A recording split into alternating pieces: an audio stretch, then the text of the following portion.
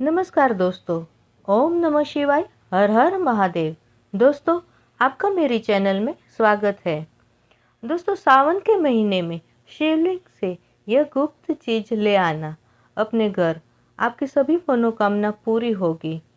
इतना पैसा आएगा कि गिनते गिनते थक जाओगे। भगवान भोलेनाथ जी के आशीर्वाद आपके जीवन में बहुत ही उन्नति कराएंगे।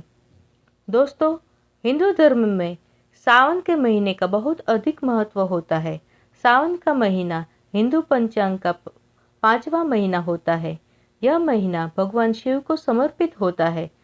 इस महीने में शिव भक्त भगवान शिव की विधि विधान से पूजा अर्चना करते हैं और सावन के महीने के सोमवार का महत्व और भी अधिक हो जाता है।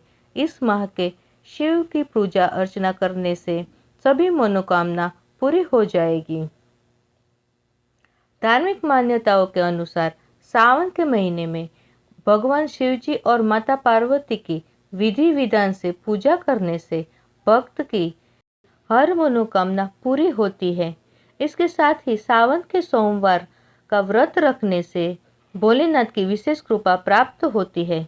दोस्तों, सावन महीना 22 जुलाई 2024 के दिन सोमवार से ही चालू हो रहा है और सावन महीने का समापन 19 अगस्त को होगा। कहा जाता है कि इस सावन के महीने में किसी भी व्यक्ति ने भगवान भोलेनाथ की थोड़े से भी पूजा साधना और क्रिया कर ली तो उस व्यक्ति के जीवन की सभी मनोकामनाएं पूर्ण हो जाती है। उस व्यक्ति के जीवन के हर कष्ट खत्म हो जाते हैं और उस व्यक्ति के जीवन में धन आना शुरू हो जाता है और महादेव की कृपा बनी रहती है। भक्तों, वीडियो आगे शुरू करने से उससे पहले भगवान भोलेनाथ के सच्चे भक्त हो तो हमारे इस चैनल मोटिवेशन धर्म मार्ग को इस वीडियो को लाइक अवश्य करें और कमेंट में हर हर महादेव सच्ची श्रद्धा से और विश्वास से लिख दें, जिससे कि भगवान भोलेनाथ जी का आशीर्वाद आपको सीधे प्राप्त हो सके। दोस्तों, आज के इस वीडियो में हम आपको बताएंगे कि सावन के इस पावन महीने के दिनों में आपको भगवान भोलेनाथ के मंदिर में जाकर क्या क्या भगवान भोलेनाथ को अर्पित करना है और यहाँ से वापस क्या क्या लेकर आना है ताकि आपके घर की गरीबी, दारिद्रता, परेशानी, कष्ट, दिक्कतें हमेशा के लिए खत्म हो जाए। दूसरी तरफ आपके घर पर सुख, समृद्धि, यश, वैभव, ऐश्वर्य की आपकी प्राप्ति हो जाए। ध्यान रखिए दोस्तों, सावन के माह का इंतजार हर व्यक्ति इसलिए करता है ताकि उसको भगवान भोलेनाथ का आशीर्वाद मिल सके। कहा जाता है कि देवों के देव भगवान भोलेनाथ अगर किसी भी व्यक्ति को आशीर्वाद दे दे तो उस व्यक्ति का साक्षात काल भी आकर कुछ भी नहीं बिगाड़ पाता। इसलिए आज की इस वीडियो में हम आपको बताएंगे कि कैसे आप सावन के दिन, जो बहुत ही पावन दिन है, इस दिन भगवान भोलेनाथ को प्रसन्न कर सकते हैं, कैसे आपको भगवान भोलेनाथ का आशीर्वाद प्राप्त हो सकता है और कैसे सावन के दिनों में शिवलिंग की आपको पूजा करनी है। यह भी खास उपाय करते हुए कैसे आपको शिवलिंग पर क्या क्या चढ़ाना है और क्या क्या वहाँ से आपने अपने घर लेकर वापस आना है ताकि आपके घर पर अन्न और धन का भंडार कभी भी कम ना हो। देखिए दोस्तों, आपके जीवन में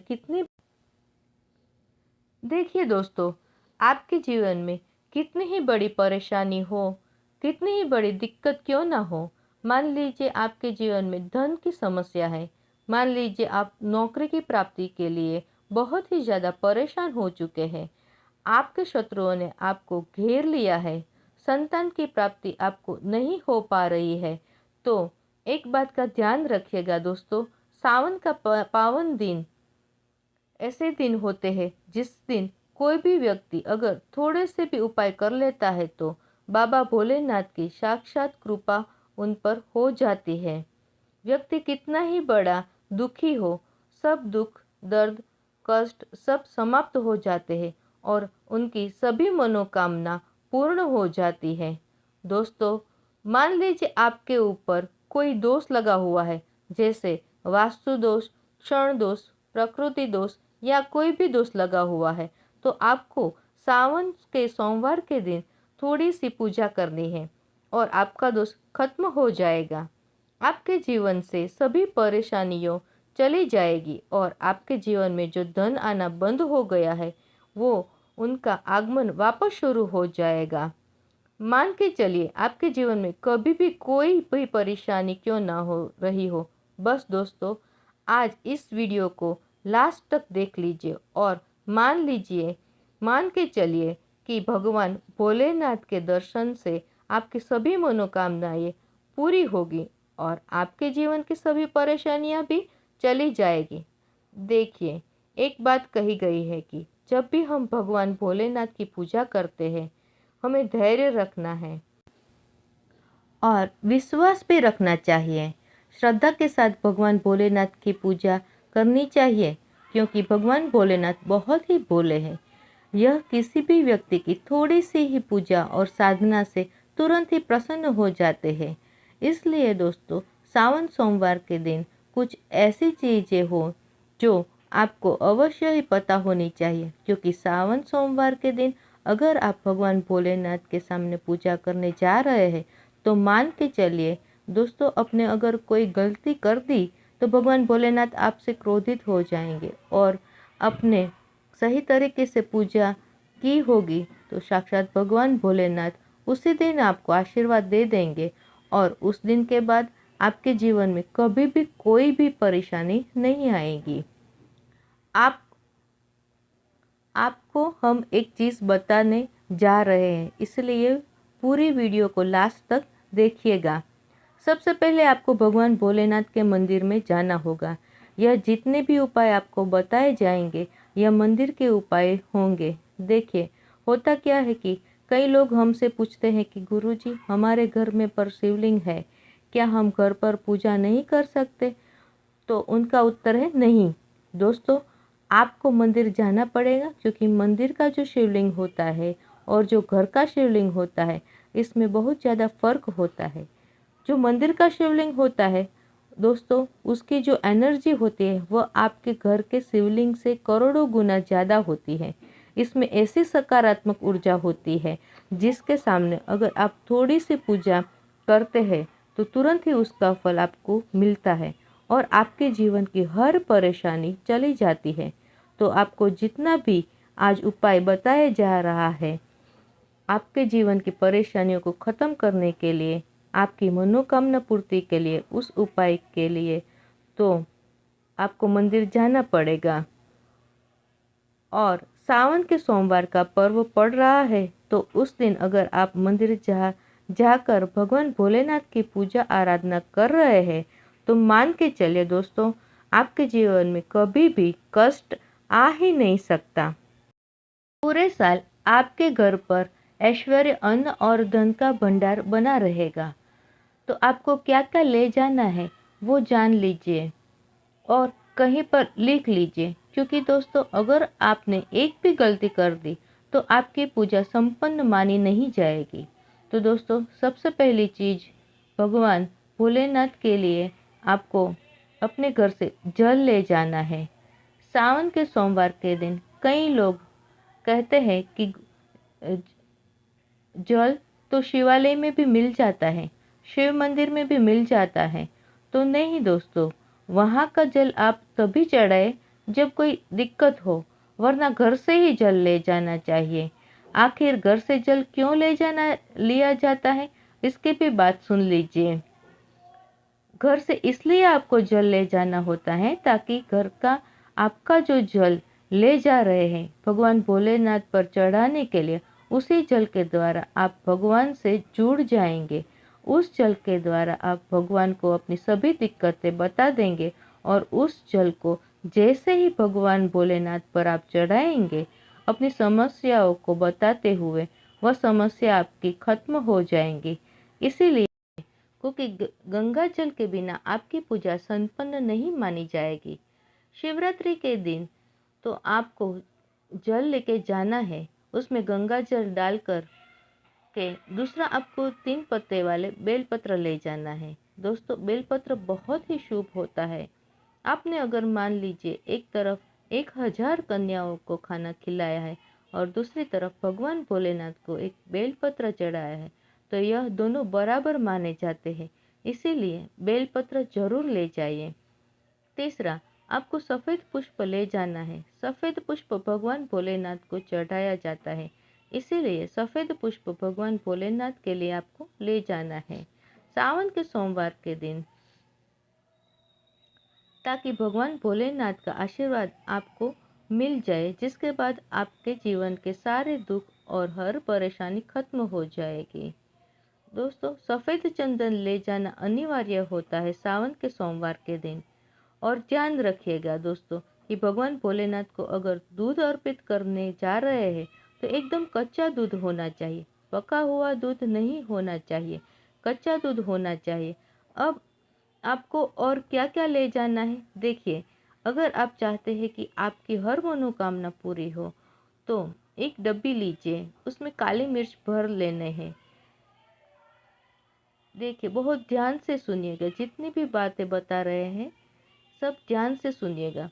एक डिब्बी में काली मिर्च भर के एक लाल कपड़ा लीजिए, उसमें लौंग और कपूर डालिए, उसको मौली धागे से बांध के आपके अपनी जेब में रख लेने हैं और जाना है।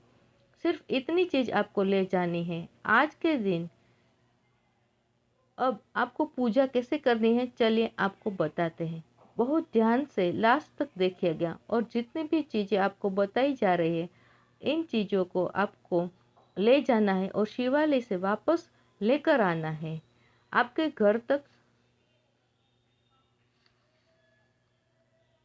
आपके घर पर, ताकि आपको धन की प्राप्ति हो सके, आपकी कोई भी मनोकामना हो वह पूर्ण हो जाए। भक्तों, आप पहले जाएंगे मंदिर, सबसे पहले आपको इस बात का ध्यान रखना है कि मंदिर जाने से पहले ही काले या नीले कपड़े का धारण करके मंदिर ना जाइए, वरना भगवान भोलेनाथ का आपको क्रोधित रूप देखना पड़ सकता है। सबसे पहले आपको यह करना है कि पतली धार बनाते हुए जल भगवान भोलेनाथ को अर्पित कर देना है। बहुत ध्यान से सुनिएगा दोस्तों। तो पतली धार बनाते हुए भगवान भोलेनाथ को जल अर्पित कर देना है। अब आपको यह करना है दोस्तों कि भगवान भोलेनाथ को चंदन लगाना है। चंदन लगाने के बाद भगवान भोलेनाथ पर 3 पत्ते वाला बेलपत्र रखना है। 3 पत्ते वाला बेलपत्र रखने के बाद आपको भगवान भोलेनाथ पर सफ़ेद पुष्प अर्पित करना है। सिर्फ इतना आपको करना है। दूध अगर आप चढ़ाना चाहते हो तो दूध भी आप चढ़ा सकते हो, इतना आपको करना है। इतना करने के बाद आपको वहाँ पर खड़े होकर 108 बार, बहुत ध्यान से सुनिए, 108 बार आपको ओम नमः शिवाय का जप करना है। या तो आप 108 बार कर लीजिए या तो 1008 बार कर लीजिए। यह 3 ऐसी चीज है जो आपको करनी है। इतना करने के बाद अब आपको क्या करना है, एक डिब्बी में जो आप काली मिर्च ले गए थे, वो काली मिर्च के डिब्बे को आपको शिवालय के जो गिरता हुआ शिवधारा है, जो शिवलिंग से वहाँ पर पानी गिर रहा है, उसी श्री हरि के पानी से आपको छुआना है और अपनी जेब में वापस रख लेना है। ये जो लाल पोटली आप बनाकर बांध कर ले गए थे लौंग की, उसको भी छुआना है और वापस से रख लेना है। अब आपको क्या करना है, जिस भी लोटे में पानी ले गए थे या जिस लोटे में भी आप दूध ले गए थे, उसमें आपको क्या करना है कि आपको जो भगवान भोलेनाथ का पानी जहाँ पर गिर रहा है, भक्तों ध्यान से सुनिएगा, शिवलिंग का जो पानी नीचे गिर रहा है, उसी पानी को थोड़ा सा पानी अपने लोटे में ले लेना है। ध्यान रखिए, जो आपने लोटे में पानी भर कर ले गए थे, यह पानी वापस बचाना नहीं है, यह तो पूरा आपको भगवान भोलेनाथ को अर्पित कर देना है। जो शिवलिंग से पानी गिर रहा है, उस पानी को आपको अपने लोटे में वापस ले आना है।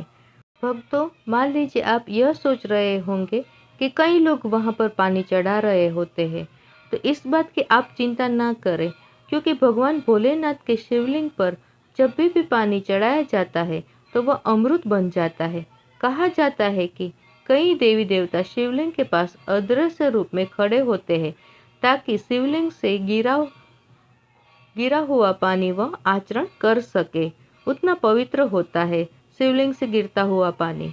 जो शिवलिंग से गिरता हुआ पानी को आपको घर पे लोटे में लेके आना है और थोड़ी सी बूंदें ले लेनी है। अब आपको क्या करना है, आपको घर वापस आना है। जो आपने लोटे में पानी लिया है, भक्तों उसको घर पर आते ही घर के लोगों पर, जो आपके घर के लोगों पर आपको थोड़ा थोड़ा पानी छिड़क देना है। घर के हर कोने में पानी छिड़क देना है। घर के हर मुख्य द्वार पर पानी छिड़क देना है। सिर्फ इतना आपको करना है। इतना आपने कर दिया। अब मान लीजिए पूरे साल आपके घर पर नकारात्मक शक्ति नहीं आ पाएगी। आपके घर पर कोई भी काला जादू, काली विद्या करने वाले की कोशिश करेगा तो वह आपके घर पर नहीं कर पाएगा। इससे आपके घर से नकारात्मक शक्तियाँ चली जाएंगी और सकारात्मक ऊर्जा आ जाएंगी।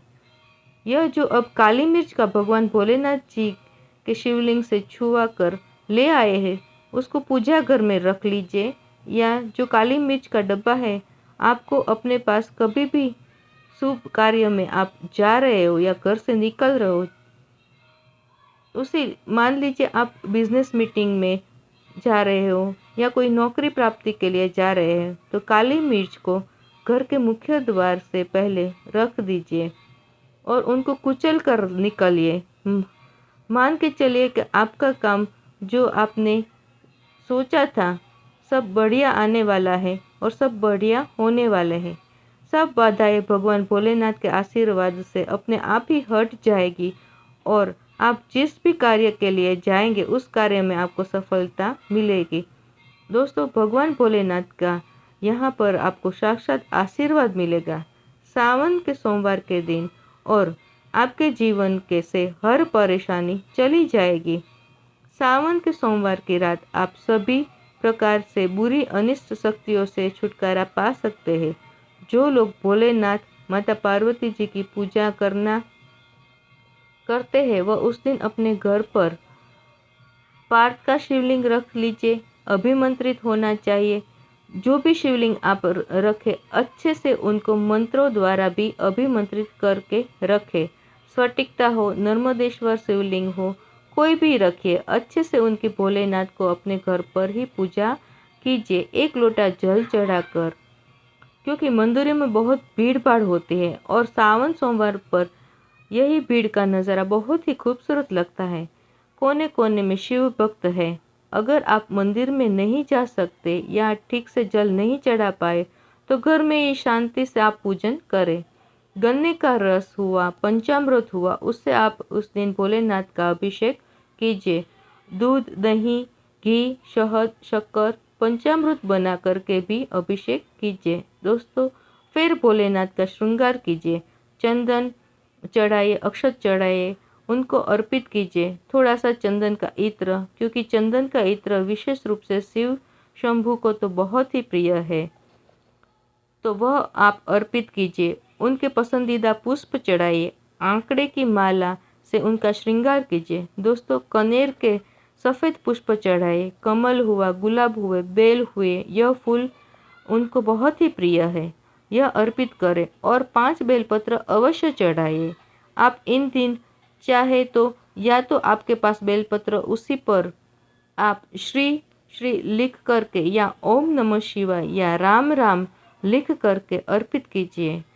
जो चिकना भाग होता है उस पर लिखिए और वह सीधा शिवलिंग पर अर्पित हो, उसी प्रकार आपको बेलपत्र चढ़ाने चाहिए। दोस्तों, आप विशेषकर इस बात का ध्यान रखें कि कटे फटे बेलपत्र ना हो। जो व्यक्ति अधूरी चीज भगवान को अर्पित करता है तो उससे भी कटे फटे पत्तों की तरह ही कटा फटा फल ही प्राप्त होता है। इसीलिए कभी भी अपूर्ण सामग्री अर्पित ना करें। दोस्तों, कहते हैं कि जब भोलेनाथ ने गले में विष धारण किया था तो आदिशक्ति माँ के कहने पर देवताओं ने भगवान शिव के सिर पर भांग, धतूरा, बेलपत्र आदि रखा और निरंतर जल अभिषेक किया था, जिसकी वजह से उनके मस्तिष्क का तापमान कम हुआ था और उस समय से ही भोलेनाथ को भांग, धतूरा चढ़ाया जाता है। और यह बात भोलेनाथ के भक्तों को बहुत कम लोगों को ही पता है।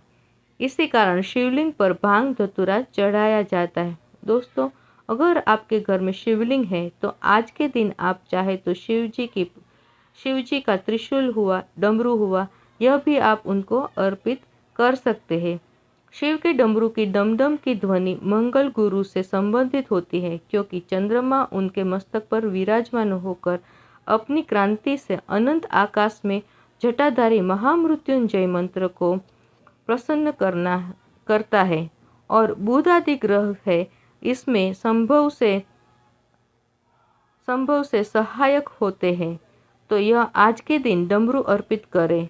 भोले बाबा का डमरू आप धारण भी कर सकते हैं। अभिमंत्रित करके आप अपने शरीर पर छोटा सा चांदी का डमरू धारण कर सकते हैं। भक्तों, अगर आपको यह मोटिवेशन धर्म मार्ग चैनल के माध्यम से प्राचीन जानकारी अच्छी लगी हो तो वीडियो को लाइक कर दीजिएगा और कमेंट बॉक्स में सच्चे दिल से हर हर महादेव लिख दीजिएगा। धन्यवाद।